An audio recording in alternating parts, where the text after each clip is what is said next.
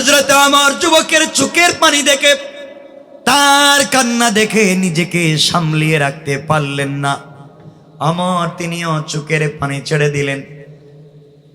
ডাক দিয়া বললেন, যুবক বলো, তোমার জন্য এই মুহূর্তে আমি কি করতে পারি? কেনই বা এত বড় গুনাহ করলে? যুবক ডাক দিয়া বলছেন, ভাই ওমর রে, আমি যে অপরাধ করেছি আপনি আমার জন্য কিছুই করতে পারবেন না। আমাকে জাহান্নামের আগুনে জ্বলতে হবে। আপনি শুধু আমার জন্য একটু কাজ করে দেন না, একটু সহযোগিতা করেন। আমার বলছেন, যুবক বলো কি সহযোগিতা তোমার জন্য করতে পারি? যুবক বলতেছেন, ভাই ওমর রে, এখন পর্যন্ত মদিনার জমিনে রব নবী রহমত জিন্দা। এখন পর্যন্ত মদিনার জমিনে নবুয়তের দরজা খোলা। আমার বিশ্বাস, তুমি যদি আমাকে নিয়ে বিশ্ব নবীর দরবারে পৌঁছে যাও, নবীজির কাছে গিয়ে যদি আমার অন্যায়ের কথা খুলে বলতে পারি, আর আমার নবী যদি আমার ব্যাপারে আল্লাহর দরবারে হাত উঠাইয়া সুপারিশ করেন, আমার বিশ্বাস আমার রাসূলের দোয়াকে আল্লাহ ফিরাইয়া দিবে না।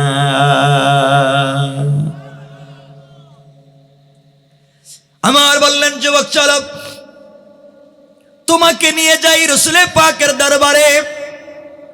হযরত আমার যুবকটাকে নিয়ে বিশ্ব নবীর বাড়িতে পৌঁছে গেলেন। আমার নবীর বাড়িতে যাওয়ার পরে নবীজিকে ডাক দিয়ে বলছেন, ইয়া রাসূলুল্লাহ, ইয়া হাবিবাল্লাহ, ওগো পয়গম্বর আরবি, আমার দরবারে একজন গুনাহগারকে ধরে নিয়ে এসেছি। যেই লোকটা গুনাহ করে কান্না করে তওবা করে জান্নাতে যেতে চায়, পথ খুঁজে পায় না। নবীজি তাকায়া দেখেন ওমরের চোখ থেকেও পানি পড়ে। নবীজি ডাক দিয়া বলছেন, ওমর তুমি কান্না করো কেন? তোমার চোখে তো আমি জিন্দেগিতে পানি আসতে দেখি নাই। আমার বলছেন, ইয়া রাসূলুল্লাহ, যুবকটাকে আমি এত বেশি কান্না করতে দেখেছি, আমার মতো শক্ত দিলের মানুষের দিল নরম হয়ে গিয়েছে। নবীজি যুবকটাকে কাছে ডেকে নিলেন, চোখের পানিগুলা নিজের হাতে মুছে দিলেন। তাকাইয়া দেখেন কত সুন্দর চেহারা, দাড়িও আছে। ডাক দিয়া বললেন, যুবক কেনই কান্না করো? কি হয়েছে? কি অপরাধ তুমি করেছো বলো না? যুবক বলতেছেন, পয়গম্বরে আরবি, আমি এত বেশি অন্যায় করে ফেলেছি, এত বড় অপরাধ করেছি, আল্লাহ আমার গুনাহ মাফ করবেন না। আমার নবীজি ডাক দিয়ে বলছেন, যুবক রে, এখন পর্যন্ত আমি বিশ্ব নবী জিন্দা, তুমি আমার পিছনে সালাত পড়ো, আমাকে তুমি মানো, বলো কি গুনাহ করেছো? তোমার ব্যাপারে আল্লাহর দরবারে সুপারিশ করতে পারি, আমার বিশ্বাস আল্লাহ তোমাকে ক্ষমা করে দিতে পারেন। যুবক বলতেছেন, পয়গম্বরে আরবি, আমি যদি আমার গুনার কথা আপনাকে বলি, আপনি আমাকে তাড়াইয়া দিবেন, মাইরা পিটাইয়া বাড়ি থেকে বের করে দিবেন। নবীজি বললেন, যুবক বলো, আমি মারবো না। কি গুনাহ করেছো আমাকে একটু খুলে বলো। যুবক এবার বলছেন, পয়গম্বরে আরবি, আমি যদি আমার গুনার কথা বলি, আপনি কি তাড়াইয়া দিবেন? নবীজি বললেন, বলো কি করেছো? যুবক তোমাদেরকে বলতে চাই, দিলের কান লাগায়া শুনো কি বলতে চাই। নবীজি বলছেন, যুবক আর কান্না করো না, থামাও, বলো তুমি কি গুনাহ করেছো যার জন্য এত কান্না করো? তোমার গুনাহ কত বড়? তোমার গুনাহ কি আল্লাহর সবগুলা জমিনের চাইতে বড়? যুবক কাঁদতেছে আর বলতেছে, পয়গম্বরে আরবি, আমার গুনাহ, আমার মন বলতেছে আল্লাহর সবগুলা জমিনের চাইতে বড়। নবীজি বললেন, যুবক বলো না, তোমার গুনাহ কি আল্লাহর সবগুলা আসমানের চাইতে বড়? যুবক বলছেন, পয়গম্বরে আরবি, আমার গুনাহ সবগুলা আসমানের চাইতে বড়। নবীজি বললেন, যুবক তাহলে বলো, তোমার গুনাহ কি আল্লাহর আসমান জমিন একত্রিত করলে যত বড় হয়ে যায়, তোমার গুনাহ কি তার চাইতেও বড়? যুবক হাউমাউ করে কাঁদতেছে আর বলতেছে, পয়গম্বরে আরবি, আমার মন বলতেছে আমার গুনাহটা আরো বড়। এবার নবীজি বললেন, যুবক জবাব দাও, তোমার গুনাহ কি আল্লাহর 7টা জাহান্নামের চাইতে বড়? যুবক বলতেছেন, পয়গম্বরে আরবি, আমি যে গুনাহ করেছি এই গুনাহগারকে আল্লাহ 7টা জাহান্নামে দিবেন না, আরো কোন স্পেশাল জাহান্নাম বানাইয়া আমাকে দিবেন? আমার গুনাহ আরো বড়। নবীজি বললেন, যুবক বলো না, তোমার গুনাহ কি আল্লাহর 8টা জান্নাতের চাইতে বড়? এবার যুবক কাঁদতেছে আর বলতেছে, পয়গম্বরে আরবি, আমাকে আল্লাহ একটা জান্নাতেও দিবেন না? আমি এত বড় গুনাহ করেছি, আমার গুনাহ আরো বড়। এবার নবীজি বললেন, যুবক তুমি জবাব দাও, আসমান জমিন জান্নাত জাহান্নাম মিলালে যত বড় হয়, তোমার গুনাহ কি তার চাইতে আরো বড়? যুবক কান্না করতেছে আর বলতেছে, পয়গম্বরে আরবি, আমার মন বলতেছে আমার গুনাহ আরো বড়। এবার নবীজি বলছেন, যুবক জবাব দাও, তোমার গুনাহ কি আরশ কুরসির চাইতে বড়? যুবক বলছেন, পয়গম্বরে আরবি আরো বড়। আমার নবী বলছেন, বলো না, তোমার গুনাহ কি লৌহ কলমের চাইতে বড়? যুবক বলছে, পয়গম্বরে আরবি, আমার গুনাহ আরো বড়। এবার নবীজি বললেন, যুবক বলো, তোমার গুনাহ কি সিদরাতুল মুনতাহার চাইতে বড়? যুবক বলছে, হুজুর আমার গুনাহ আরো বড়। নবীজি বলছেন, বলো না, তোমার গুনাহ কি ওয়ালাদাইনা মাজিদ, মাজিদ নামক মাঠের চাইতো কি তোমার গুনাহ বড়? যুবক বলতেছে, পয়গম্বরে আরবি, আমার মন বলতেছে আমার গুনাহ আরো বড়। এবার আমার নবীজি চিন্তায় পড়ে গেলেন, এত বড় গুনাহ হয় নাকি? নবীজি বললেন, যুবক বলো না, আসমান জমিন আরশ কুরসি লৌহ কলম জান্নাত জাহান্নাম মাজিদ সিদরাতুল মুনতাহা সব কিছু মিলালে যত বড় হয়, তোমার গুনাহ কি তার চাইতেও বড়? যুবক কাঁদতেছে আর বলতেছে, পয়গম্বরে আরবি, আমার মন বলতেছে আমার গুনাহ আরো বড়। এবার নবীজি দাঁড়াইয়া গেলেন, যুবকের হাতটাকে ধরলেন আর বললেন, যুবক বল, হাল আশরাকতা বিল্লাহ, নিশ্চয় তুমি আল্লাহর সঙ্গে কাউকে শরীক করেছো। কারণ আল্লাহ কোরআনে বলছেন, ইন্নাহু মান ইউশরিক বিল্লাহ ফাকাদ হারামাল্লাহু আলাইহিল জান্নাহ। আমার আল্লাহ বলেছেন, গোলাম রে, যারা শিরিক করে তারা পৃথিবীর সবথেকে বড় গুনাহ করে, তার জন্য জান্নাত হারাম। ওয়া মাওয়াহুন নার, তার ঠিকানা হলো জাহান্নাম। ওয়া মা লিয-যালিমিনা মিন আনসার, তার জন্য কোনো সাহায্যকারী নাই। যুবক বলো, হাল আশরাকতা বিল্লাহ, নিশ্চয় তুমি আল্লাহর সঙ্গে কাউকে শরীক করেছো? যুবক বলতেছেন, পয়গম্বরে আরবি, না, আমি আল্লাহর সঙ্গে কাউকে শরীক করি নাই। এবার নবীজি বললেন, তাহলে বলো, হাল কতালতা নাফসা, তুমি অন্যায়ভাবে কোনো মানুষকে কি হত্যা করেছো? যুবক বলছেন, হুজুর না, আমি কাউকে হত্যাও করি নাই। নবীজি ডাক দিয়া বললেন, যুবক রে, তুমি কাউকে হত্যাও করো নাই, তুমি আল্লাহর সঙ্গে শরীকও করো নাই, তাহলে তোমার গুনাহ এত বড় হলো, গুনাহটা আমাকে বলো। এবার যুবক কাঁদতেছে আর বলতেছে, পয়গম্বরে আরবি, তাহলে শুনেন আমার গুনাহ কি, যেই জন্যে আমি কান্না করি, সারা রাত জমিনে সেজদায় মাথাটা লাগাইয়া কাঁদছি। আমাকে নিয়ে আপনার বাড়িতে এসেছেন।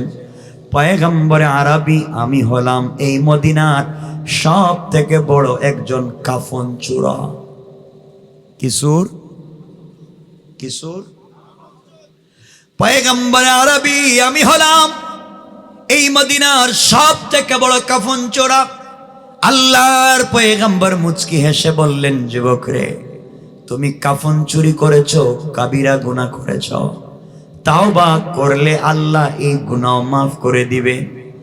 তাহলে তুমি নিজেকে এত বড় অপরাধী মনে করার কারণ কি?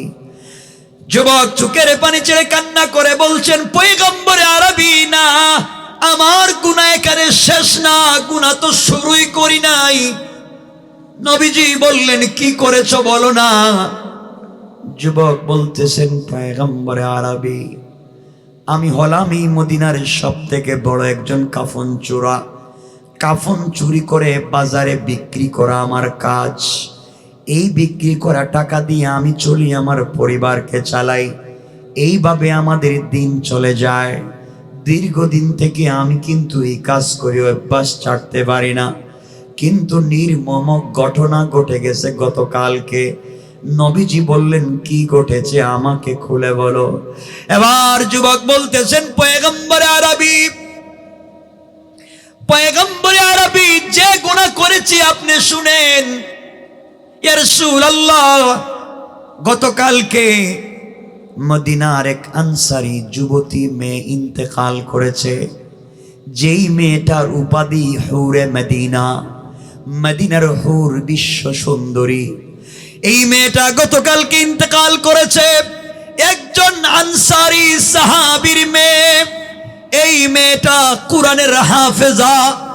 এই মেয়েটা সারাদিন রোজা রাখে, সারা রাত্র রবের কদমে সেজদা করে। পৃথিবীর কোন পুরুষ মানুষ মেয়েটাকে দেখে নাই। পয়গম্বরে আরবি মেয়েটা আজ পর্যন্ত বিয়ে করে নাই। মদিনার কত যুবক ছেলে কোটি টাকা নিয়ে মেয়েটাকে একটা নজর দেখতে চায়, কিন্তু আজ পর্যন্ত মেয়েটাকে একটা বার দেখতে পারে নাই। আগো আল্লাহর পয়গম্বর, মেয়েটা কুরআনের হাফেজা, আনসারী সাহাবীর মেয়ে, 5 ওয়াক্ত নামাজি, তাহাজ্জুদ ওয়ালা, রোজা ওয়ালা। এই মেয়েটা গতকালকে হঠাৎ করে ইন্তেকাল করেছে। ইন্তেকাল করবার পরে মেয়েটাকে গোসল করাইয়া, কাফন পরাইয়া, তার আত্মীয় স্বজন মিলে তাকে জানাজার নামাজ পড়াইয়া যথারীতি নিয়ম অনুযায়ী তাকে কবরে মাদফুন করে রেখে দেওয়া হয়েছে। পয়গম্বরে আরবি, এই মেয়েটা ইন্তেকালের পরে তাকে যখন কবরে রেখে দেওয়া হয়েছে, কবর দিয়া আত্মীয় স্বজন পরিবারের সবাই যার যার বাড়িতে চলে গিয়েছে। রাত্র যখন গভীর হয়ে যায়, গভীর রজনীতে আমি আমার চিরাচরিত নিয়ম অনুযায়ী, আমি আমার কাজ অনুযায়ী গুরুস্থানে চলে গেলাম। নতুন কবরটা খনন করতে শুরু করলাম। যেই মানুষটা নতুন মারা যায়, তার কবর খনন করে কাফনের কাপড় বাজারে বিক্রি করাই আমার ব্যবসা, আমার নেশা, আমার পেশা। এই নিয়তে এই মেয়েটার কবর খনন শুরু করলাম। কবর খনন করতে করতে কবরের ভিতরে ঢুকে পড়লাম। পয়গম্বরে আরবি কবরের ভিতরে ঢুকে 5টা কাফনের কাপড় আমি চুরি করলাম। 5টা কাফনের কাপড় চুরি করে হুরে মদিনা, বিশ্ব সুন্দরী, কুরআনের হাফেজা, তাকে উলঙ্গ করে কবরের ভিতরে তার লাশটাকে ফেলে দেয়া। আমি যখন কবর থেকে উঠে যেতে চাই, এমন সময় শয়তান আমাকে কুমন্ত্রণা দিতে লাগলো। শয়তান আমাকে ওয়াসওয়াসা দিতে লাগলো। শয়তান আমাকে বলতে লাগলো, আহম্মক, বেওকুফ যুবক, তোর মতো বেওকুফ দুনিয়ার জমিনে আর নাই। ও যুবক, তোর ভিতরে কি যৌবনের চাহিদা নাই? তোর ভিতরে কি শারীরিক চাহিদা মিটাবার মতো শক্তি নাই? যুবক রে, তুই কি তোর ভিতরে জওয়ানি নাই? ও যুবক, ও যুবক, তুমি কাকে কবরের ভিতরে একা একা রেখে যাও? যেই মেয়েটাকে দেখবার জন্য মদিনার ছেলেরা লাইন ধরে দাঁড়িয়ে থাকে, যেই মেয়েটাকে একটা বার স্পর্শ করার জন্য কোটি টাকা দিতে চায়। যুবক, যেই মেয়েটা সত্যি আজ পর্যন্ত কোনো পুরুষ স্পর্শ করে নাই, মেয়েটা হুরে মদিনা, বিশ্ব সুন্দরী, এমন একটা মেয়েকে উলঙ্গ করে কবরের ভিতরে ফেলে দিয়ে চলে যাও। তোমার ভিতরে কি যৌবনের চাহিদা নাই? যুবকরে, তুই যদি এই মুহূর্তে এই মেয়েটার সঙ্গে কবরের ভিতরে জেনা করস, বলেন না নাউজুবিল্লাহ। সবাই বলেন নাউজুবিল্লাহ।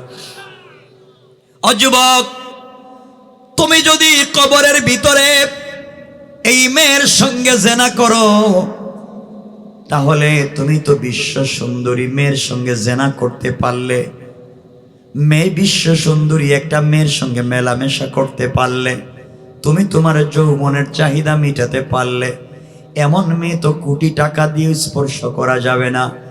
পয়গম্বরে আরবি শয়তানের ওয়াসওয়াসায় পড়ে, শয়তানের কুমন্ত্রণায় পড়ে এক পর্যায়ে হাতের লাইট দিয়া, আলো দিয়া, টর্চ দিয়া কবরের ভিতরে আলোটা লাগাইয়া দিলাম।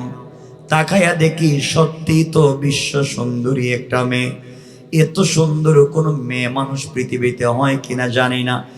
পয়গম্বরে আরবি এক পর্যায়ে শয়তানের ওয়াসওয়াসায় পড়ে এই কবরের ভিতরে কোরআনের হাফেজা হুরে মদিনার সঙ্গে জিনা করেছি, বলেন না নাউজুবিল্লাহ। পয়গম্বরে আরবি কবরের ভিতরে জিনা করার পরে আমি আমার যৌবনের চাহিদা মিটাইয়া 5টা কাফনের কাপড় চুরি করে যখন কবর থেকে বের হয়ে যায়, এমন সময় আমি শুনতে পাই এই মেয়েটা জিন্দা হইয়া কথা বলতেছে। আমি শুনি, আমার কানে শুনি মেয়েটা কথা বলতেছে। মেয়েটা আমাকে ডাক দিয়ে বলতেছে, যুবক রে, সত্যি তোর মতো আহাম্মক নাফরমান আল্লাহর জমিনে আর নাই। অযুবক, কয়েক মিনিটের আনন্দের জন্য তুই কেমনে আজীবন জাহান্নাম কিনে নিলে? যুবক রে, সারা জীবন আমি আমার চরিত্রের হেফাজত করে আসলাম, সারা জিন্দগি আমি আমার চরিত্রের হেফাজত করেছি। দুনিয়ার কোন পুরুষ আমাকে স্পর্শ করা দূরের কথা, আমাকে দেখেও নাই। আর তুমি আমার সঙ্গে কবরের ভিতরে জিনা করলে। যুবক রে, মৃত্যুর সময় মা বাবা গোসল করায়া কবরে আমাকে দিয়েছিল। আমার বিশ্বাস ছিল আমি অযু অবস্থায় পবিত্র রবের সামনে দাঁড়াবো। যুবক, তুমি আমার সঙ্গে জিনা করে আমাকে অপবিত্র করে দিলে। আমি এখন রবের সামনে অপবিত্র হিসাবে দাঁড়াইয়া যাব। গোটা জিন্দগি চরিত্রের হেফাজত করলাম, দুনিয়ার কোন মানুষ জীবিত থাকা অবস্থায় স্পর্শ করতে পারলো না। আজ মরে গিয়া তোর মতো নরপশু থেকে নিজেকে বাঁচাতে পারলাম না। যুবক রে, তোমার ভিতরে কি আল্লাহর ভয় নাই? কবরের ভিতরে তোমাকে সাপ বিচ্ছু কামড়াবে, কিয়ামতের দিন তোমাকে জাহান্নামে যাওয়া লাগবে। অযুবক, আমি মাসলুম, তুমি জালেম। কিয়ামতের দিনে আল্লাহর আদালতে তুমি জালেমের বিরুদ্ধে আমি বিচার দায়ের করব। তুমি আমার সতীত্ব নষ্ট করেছো। আজকে মদিনার কোনো মানুষ দেখে নাই, কারণ সবাই যার যার বাড়িতে পৌঁছে গিয়েছে। আমার আত্মীয় স্বজন কেউ দেখে নাই, কারণ রাত্র গভীর হয়ে গিয়েছে। আমিও তোমাকে বাধা দিতে পারলাম না, আমি মৃত। কিন্তু আমি মাজলুম, তুমি জালেম। কিয়ামতের দিনে আল্লাহর আদালতে তোমাকে দাঁড় করাইয়া দেব। জাহান্নাম ছাড়া বাঁচবার ভয় কোনো সুযোগ নাই। এই কয়েক মিনিটের আনন্দের জন্য সুন্দর চামড়াটাকে কেমনে জাহান্নামের আগুন দিয়ে জ্বালাইবা? পয়গম্বরে আরবি এই কথাগুলা মেয়ে যখন কথা বলেছে, আমার দিলের কানে লেগে গিয়েছে, বুকের ভিতরে ভয় ঢুকে গিয়েছে। পয়গম্বরে আরবি নিজেকে সহ্য করতে পারি নাই। হাত পা তখনই কাঁপতে শুরু হয়েছে। 5টা কাফনের কাপড় কবরের ভিতরে ফালাইয়া দিয়া দৌড়াইয়া কবর থেকে উঠে সারা রাত গুরুস্থানে সাজদায় পড়ে কান্না করেছি। আর আল্লাহকে বলেছি, আল্লাহ, গুনাহ করেছি, অন্যায় করেছি, শয়তানের ওয়াসওয়াসায় পড়েছি। বলো না কি করলে আমার গুনাহ মাফ হবে? বলো না কি করলে জাহান্নামের আগুন থেকে নিজেকে বাঁচাবো? আল্লাহ বলে দাও না। এইভাবে সারা রাত কান্না করেছি। পয়গম্বরে আরবি সকাল পর্যন্ত চৌরাস্তার মোড়ে এইভাবে সারা রাত জেগে কান্না করেছি। হযরত ওমর আমাকে নিয়ে আপনার বাড়িতে এসেছে। আপনি বলেন না আপনার পায়ে ধরি, আপনি বলেন না আমার মতো গুনাহগারকে কি আল্লাহ মাফ দিবেন? আমার নবী কাঁপতে লাগলেন, চোখের পানি ছেড়ে কাঁদতে লাগলেন, আর বললেন, যুবক রে, সত্যি তোর মতো গুনাহগার আমার মনে হয় আল্লাহর জমিনে আর নাই। এক একদিকে তুমি জিনা করেছো, অপরদিকে কোরআনের হাফেজার সঙ্গে জিনা করেছো, তাহাজ্জুদ ওয়ালার সঙ্গে জিনা করেছো, রোজা ওয়ালার সঙ্গে জিনা করেছো, আনসারী সাহাবীর মেয়ের সঙ্গে জিনা করেছো, হুরে মদিনার সঙ্গে জিনা করেছো। অপরদিকে তুমি মৃত মানুষের সঙ্গে জিনা করেছো, আবার তুমি কবরের ভিতরে জিনা করেছো। এতগুলা গুনাহ করে তুমি আমি রাসূলের বাড়িতে কেমনে আসছো? তাড়াতাড়ি বের হয়ে যাও, আমিও তোমার জন্য কিছু করতে পারবো না। ওহী না আসলে আমিও কথা বলতে পারবো না। আল্লাহ ওহীর মাধ্যমে কোনো ফয়সালা না দিলে আমি কিছুই বলতে পারবো না। যুবকরে, ততক্ষণে তুমি আমার বাড়িতে দাঁড়াইয়া থেকো না। আমার ভয় হয় তোমার কারণে না জানি আমার বাড়িতে আল্লাহ কোনো আযাব দিয়ে দেয় কিনা। যুবকরে, আমার মনে পড়লো মুসা কালিমুল্লাহর কথা। আমার নবীজি বলছেন, যুবকরে, মুসা পয়গম্বর একবার ৭২,০০০ বনি ইসরাইল নিয়া মাঠের মধ্যে গিয়া বৃষ্টির জন্য আল্লাহর দরবারে দোয়া করেছেন। আল্লাহ পাক মুসাকে বলছেন, মুসা, তোমার ৭২,০০০ মানুষের মধ্যে ৭১,৯৯৯ জন লোক ভালো, ভদ্র, আল্লাহওয়ালা, একটা মাত্র লোক জিনাকার। ওই একটা লোকের কারণে ৭২,০০০ লোকের দোয়া আমি বন্ধ করে দিলাম, এমনকি তুমি মুসার দোয়াকেও বন্ধ করে দিলাম। ও যুবক, একজন জিনাকারের কারণে ৭২,০০০ আল্লাহওয়ালার দোয়াকে আল্লাহ বন্ধ করে দিয়েছে, মুসা পয়গম্বরের দোয়াকে বন্ধ করে দিয়েছে। আর তুমি এত বড় জিনা করে আমার বাড়িতে আসছো, না জানি কোন আযাব আমার বাড়িতে চলে আসে। এর আগে আগে তুমি চলে যাও, আমার বাড়ি থেকে চলে যাও। আমি তোমার ব্যাপারে কোনো একান্ত ব্যক্তিগত ফয়সালা দিতে পারবো না, যতক্ষণ পর্যন্ত আল্লাহ ওহীর মাধ্যমে কিছু না জানায়া দেয়। এবার যুবক আমার নবীর বাড়ি থেকে বের হইয়া চোখের পানি ছেড়ে রাস্তায় যায় আর কান্না করে বলছে, আল্লাহ, আমার নাম তো গুনাহগার, তোমার নাম তো আজিজুল গফফার। আল্লাহ, গুনাহ করেছি, অপরাধ করেছি, তুমি ছাড়া আমার যাওয়ার জায়গা নাই। ঘুরে ঘুরে দেখেছি রহমতের নবী আমাকে বের করে দিয়েছে। আমি জাহান্নাম থেকে বাঁচতে চাই, কবরের আযাব থেকে বাঁচতে চাই, কোথায় যাব? আমার যাওয়ার জায়গা নাই। এইভাবে কান্না করে করে যুবকরা মদিনার সব থেকে উঁচা পাহাড়ের উপরে উঠে গেছে। পাহাড়ের উপরে উঠে গভীর রজনীতে কান্না করতেছি আর বলতেছি, আল্লাহ তাআলা, গভীর রাত্রে তাকাইয়া দেখো আমি গুনাহগার ঘুমাই না, পশু পাখিগুলা বাসায় বাসায় ঘুমায়, কত মা তার সন্তানের গলা জড়াইয়া ঘুমায়, কত ছেলে তার বাবার গলা জড়াইয়া ঘুমায়, কত ভাই তার ভাইয়ের গলা জড়াইয়া ঘুমায়, কত বোন তার বোনের গলা জড়াইয়া ঘুমাইয়া যায়, কত স্ত্রী তার স্বামীর গলা জড়াইয়া আনন্দে ঘুমায়।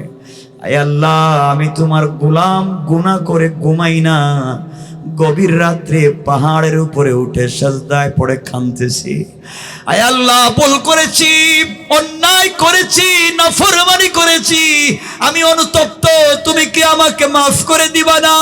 তোমার নাম না রহমান, তোমার নাম না গফফার, ইয়া আজিজুল গফফার ও ইয়া সত্তারাল উয়ুব।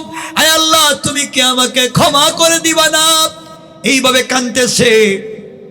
একদিন, 2 দিন না, সংক্ষেপ করে বলি, কানতে কানতে 40টা রাত্র পাহাড়ের উপরে উঠে চোখের পানি ছেড়ে ছেড়ে কাঁদতেছে, পাহাড় থেকে নামে না।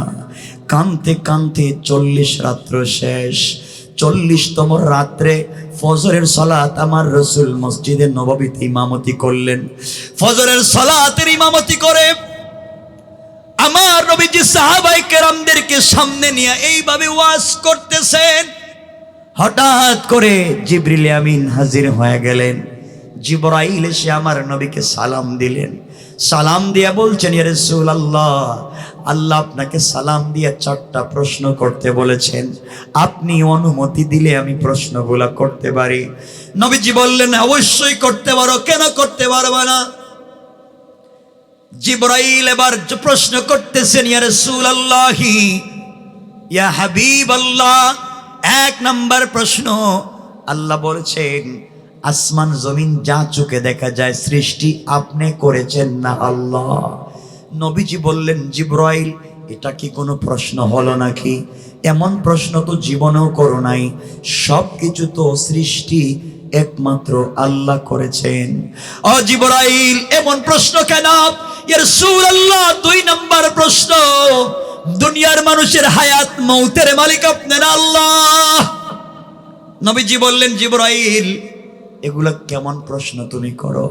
হায়াত মৌতের মালিক তো আল্লাহ, আমার হায়াত মৌতের মালিক তো আল্লাহ। জিবরাইল বলছেন, 3 নাম্বার প্রশ্ন, আপনি বলেন পৃথিবীর সকল মানুষের রিজিক আপনি দেন না আল্লাহ? নবীজি বললেন, জিবরাইল রে, এটা কেমন কেমন প্রশ্ন করো? এমন প্রশ্ন তো জীবনেও করো নাই। তুমি আমার কাছে 40,000 বার এসেছ, এমন প্রশ্ন তো জীবনেও করো নাই। রিজিকের মালিক তো একমাত্র আল্লাহ। পয়গম্বরে আরবি আমার 4 নাম্বার প্রশ্ন, কোন গোলাম যদি গুনাহ করে, নাফরমানি করে, গুনাহ কি মাফ আপনি করবেন না আল্লাহ? নবীজি বললেন, জিবরাইল, গুনাহ করলে তো মাফ করার মালিক একমাত্র আল্লাহ। ইয়া রাসূলুল্লাহ, 4 প্রশ্নের জবাব আপনার কাছ থেকে সঠিকভাবে পেয়েছি। এবার আপনার কাছে জানতে চাই, আজ থেকে 40 দিন আগে একটা নওজোয়ান যুবক কবরের ভিতরে জিনা করে তওবার জন্য, জাহান্নাম থেকে বাঁচবার জন্য হাউমাউ করে কাঁদতে কাঁদতে আপনার বাড়িতে আসছিল। আপনি তার সবগুলা কথা শুনবার পরে ওহী আসে নাই, ওহীর মাধ্যমে আল্লাহ আপনাকে কিছু জানায় নাই। এই বলে যুবকটাকে বের করে দিয়েছেন গুনাহগার হওয়ার কারণে, বড় অপরাধী হওয়ার কারণে। আপনি রহমতের নবীও গুনাহগারকে বাড়িতে জায়গা দিলেন না। আল্লাহ আজকে জানাইয়া দিয়েছেন পয়গম্বরে আরবি, আল্লাহ বলছেন কোন গুনাহগার সন্তানকে গুনার কারণে মা বাবা ঘর থেকে বের করে দিতে পারে, কোন গুনাহগার ছাত্রকে তার শিক্ষক অফিস থেকে ক্লাস থেকে বের করে দিতে পারে, কোন গুনাহগার গোলামকে এলাকার মানুষ মিলে গ্রাম ছাড়া করে দিতে পারে, কোন গুনাহগার মুরিদকে তার পীর সাহেব বের করে দিতে পারে, কোন গুনাহগার উম্মতকে তার নবী তার জায়গা থেকে বের করে দিতে পারে।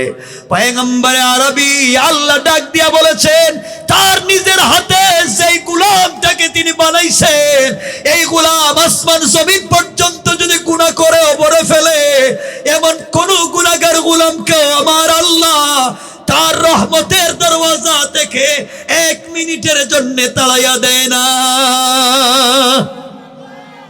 পয়গম্বরে আরবি আল্লাহ এই কথা বলতে চায়, আল্লাহ 1 মিনিটের জন্য কোন গোলামকে তাড়াইয়া দেয় না। আল্লাহ বলছেন, লা তাখুযুহু সিনাতুন ওয়ালা নাওম, আমি ঘুমাই না। কোন গোলাম গুনাহ করে আমার কাছে তওবা করবে, আমি যদি ঘুমাইয়া যাই কে আমার গোলামের তওবা কবুল করবে? এই জন্য আমি আল্লাহ ঘুমাই না। পয়গম্বর আরবি এই লোকটার ব্যাপারে আপনি ফয়সালা দেন নাই ওহী না আসার কারণে। লোকটা আল্লাহর কাছে 40 দিন যে তওবা করছে, আল্লাহ তার তওবাকে কবুল করে নিয়া তার জিন্দেগির সবগুলা গুনাহকে মাফ করে দিয়া জান্নাতি বলে এই মুহূর্তে ফয়সালা করে দিয়েছে।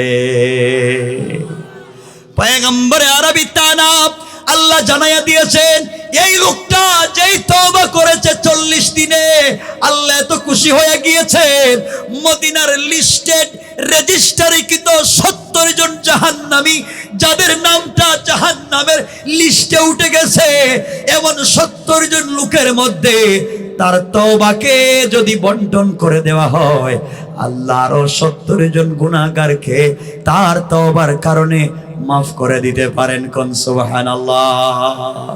এই কথা আমার আল্লাহ আমার তেলাওয়াতকৃত আলোচ্য আয়াতে বলছেন, ওয়াল্লাযীনা ইয়াকুলুনা রাব্বানা সরিফ আন্না আযাব জাহান্নাম বাহা কানা গরামা। আল্লাহ জানাইয়া দিলেন, গোলাম রে, সাকারাত শুরু হয়ে যাওয়ার আগে, গারগারা শুরু হয়ে যাওয়ার আগে, কবরে চলে যাওয়ার আগে, মালাকুল মউত আজরাইল চলে আসার আগে আমি আল্লাহর কাছে জিন্দেগীর গুনার জন্যে একবার হাত উঠাইয়া যদি আমাকে আল্লাহ বলে ডাক দিয়া ক্ষমা চাইতে পারিস, গোলাম কথা দিলাম, কথা দিলাম, হাত নামাবার আগে আগে তোমার জিন্দেগীর গুনাহগুলাকে মাফের ওয়াদা দিলাম।